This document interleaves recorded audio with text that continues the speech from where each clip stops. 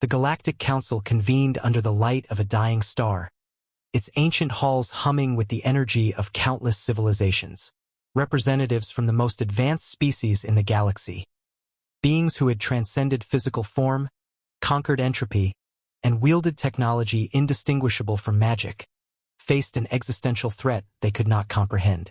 A swirling void, dark and chaotic, loomed in the depths of the galaxy, expanding relentlessly. Stars vanished into its maw, their light extinguished as if erased from existence. It was not a black hole or a supernova, nor anything their advanced sciences could classify. Every attempt to study it had failed. Quantum computers had overheated, logic-driven AI collapsed under the weight of contradictions, and probes sent into the anomaly disappeared without a trace. The Varlek, known for their military precision, proposed blasting it with high-energy weapons.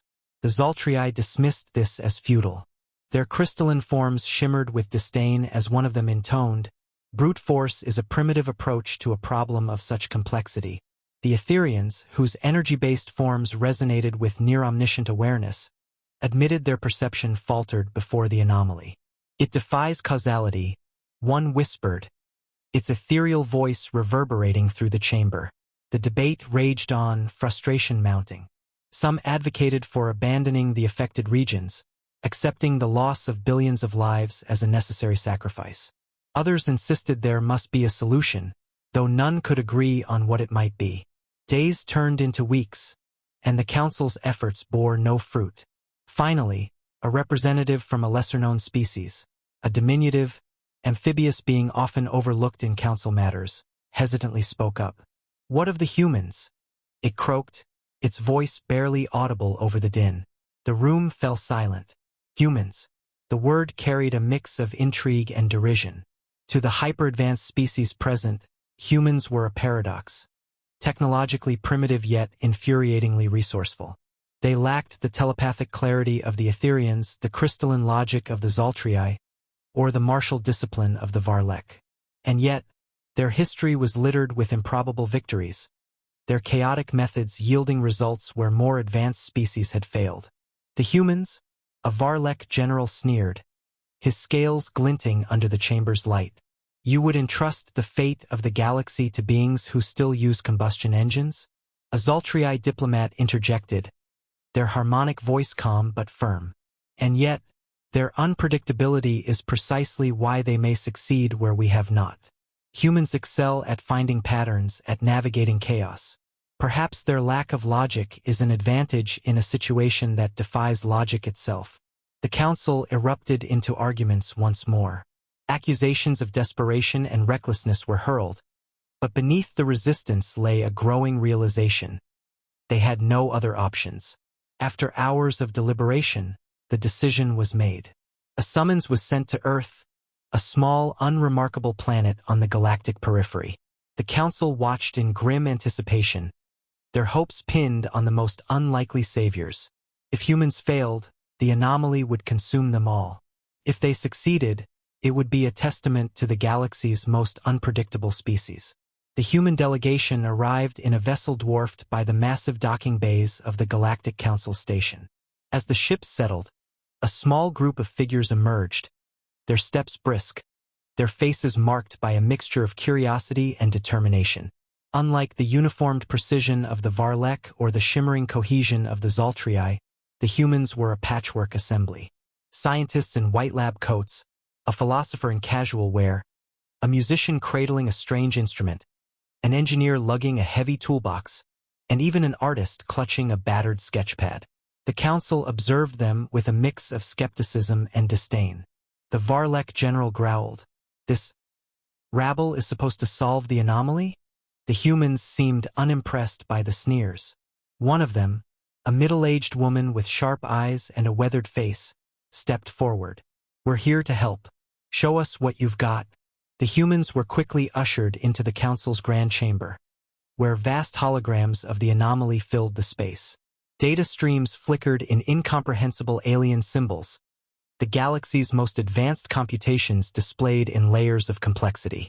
The humans studied the projections silently, their faces unreadable. Finally, one of them, A lanky man in a rumpled shirt muttered, "Looks like a Rorschach test on steroids." The Varlek hissed in irritation, but a Zoltrii diplomat tilted their crystalline head in curiosity. "Explain. Patterns," the man replied, gesturing at the swirling chaos. "It's not random. It's like shapes within shapes. Fractals, maybe. Or music." That remark set off a chain reaction. The humans began brainstorming aloud, their words tumbling over each other in a chaotic symphony. The scientist proposed simulations. The philosopher mused about the nature of the anomaly's existence. The musicians started humming, tapping out rhythms as they studied the movements. The artists sketched furiously, their drawings capturing something the aliens couldn't quite see. The council watched, bewildered. Where they sought order and logic, the humans reveled in messiness, chasing half-formed ideas and impossible connections. One of the engineers taped a piece of paper to a Zoltrii's crystalline surface to sketch calculations, earning a shocked glare. Another human appended a delicate piece of alien technology to examine its inner workings, muttering about repurposing the framework. Despite the apparent chaos, there was progress. The humans identified subtle correlations in the anomaly's behavior, patterns invisible to the Council's most sophisticated algorithms. They proposed tests, small, low-risk experiments that began to yield surprising results. The anomaly, previously unresponsive, seemed to react faintly, as if it were paying attention. But not all was smooth. Frustration simmered among the Council members. "They waste time with trivialities," a Varlek snarled after watching the musician attempt to replicate the anomaly's rhythms on their instrument. The humans ignored the criticism, focusing on their work. Tensions reached a peak when a linguist discovered what appeared to be an encoded sequence in the anomaly's fluctuations. "It's trying to communicate," she said, her voice trembling with excitement. The room fell silent as the humans explained their findings. For the first time, the Council began to consider the unthinkable. The anomaly wasn't just a phenomenon, it was alive. The revelation that the anomaly might be alive shifted the atmosphere entirely. Doubts and debates erupted among the Council members, their voices clashing as they struggled to reconcile the idea. The humans, however, were energized. They dove deeper into their analysis, combining methods that baffled the observing aliens. The mathematician and the musician collaborated to map the anomaly's patterns into sound, transforming its chaotic fluctuations into haunting, otherworldly melodies. "It's a language," the musician said, their fingers tracing invisible notes in the air. "Not like ours, but it's speaking in rhythm and tone." The Council remained skeptical, but the Etherians, attuned to subtleties beyond the physical, admitted that the theory had merit. "There is intent," one of them whispered, their energy form pulsing faintly. "But intent alone does not ensure understanding." The humans pressed forward. They created a device to send signals back into the anomaly, a blend of sound, light, and emotional resonance. It was a strange contraption, cobbled together from alien technology and human ingenuity, and its purpose was as much to feel as to communicate. "We need to show it we're listening," the philosopher explained. The first transmission was simple, a harmonic sequence accompanied by visual patterns mimicking the anomaly's own. First, there was nothing. Then, the anomaly shifted, a subtle but undeniable reaction.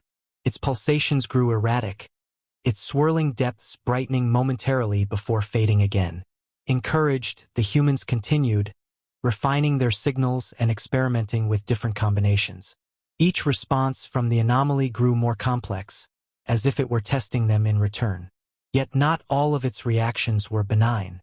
During one transmission, a nearby star flared violently, its energy rippling through the station.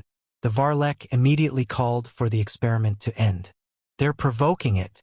This recklessness will destroy us all." But the humans refused to stop. "If it's reacting, it's because we're close to understanding," the linguist argued. Stopping now would be the real failure. Tensions escalated. The Council's patience wore thin, and some factions threatened to intervene directly. The Zoltrii, however, defended the humans, their crystalline forms vibrating with uncharacteristic urgency. "Their methods are unorthodox, but progress is undeniable." We must not abandon this path. With time running out, the humans decided to take a bold risk. They crafted a final signal, one that combined all they had learned. Harmonic frequencies mapped to the anomaly's patterns, visual sequences mirroring its movements, and an overlay of human emotional resonance. Joy, curiosity, hope. When the signal was sent, the anomaly's reaction was immediate and violent. Its swirling depths churned wildly, its pulsations reverberating through the station like a physical force. Warning alarms blared as gravitational fields distorted and energy spikes threatened to overload systems. Then, just as suddenly, it stopped. The anomaly stabilized, its chaos replaced by a rhythmic, deliberate pattern. It emitted a burst of light, complex and dazzling, that filled the chamber. Data streams unraveled into comprehensible sequences, their meaning clear to the humans even before they began decoding. "It's a message," the mathematician whispered, awe in their voice. "And it's meant for us." The light from the anomaly filled the chamber, pulsing in a cadence that seemed both alien and eerily familiar. As the humans worked to decode the message, the Galactic Council watched in tense silence. Layers of data unfolded, revealing intricate patterns and symbols that defied conventional understanding.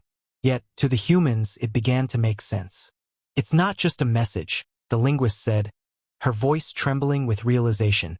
"It's a map, instructions on how to stabilize it and why it exists." The anomaly, they discovered, was the remnant of a civilization far older than any in the Council, one that had faced its own extinction eons ago.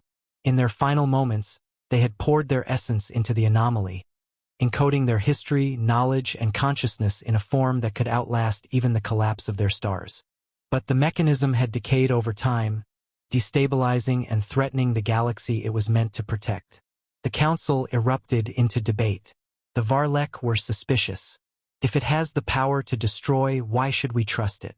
What if this is a trap? The Etherians countered, their resonant tones calm but firm. Its intentions are clear.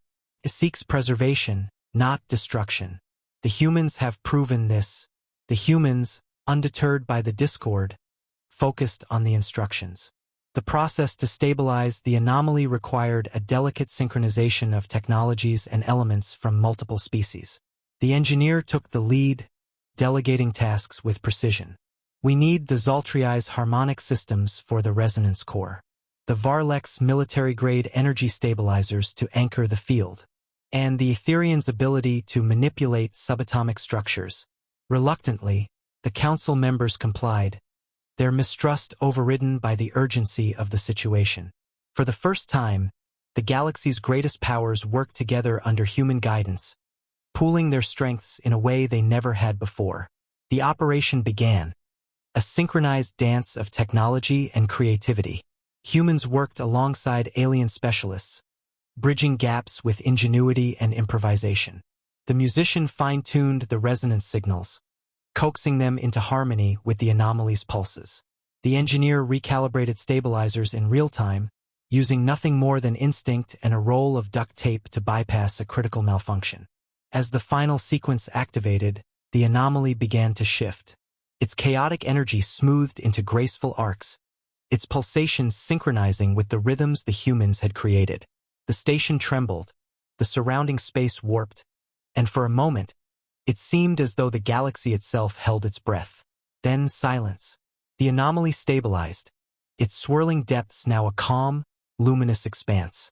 From its core, a cascade of light emerged, forming a massive archive of knowledge, a gift from the ancient civilization to its successors. The Council was stunned. For all their advanced intelligence, they had failed to understand the anomaly's true purpose. It was the humans, with their chaotic brilliance and relentless curiosity, who had unraveled the mystery and saved the galaxy. "You have done what we could not," a Zaltriai diplomat said, their harmonic voice tinged with awe. "Humanity has earned its place among us." As the humans stood amidst the Council, their expressions a mixture of pride and exhaustion, one of them spoke softly, their words carrying a quiet triumph. "Sometimes it's not about being the smartest or the strongest. It's about being willing to try." The galaxy had changed that day. The humans, once considered an insignificant species on the edge of the cosmos, had proven that their unique blend of logic, emotion, and creativity could achieve the impossible.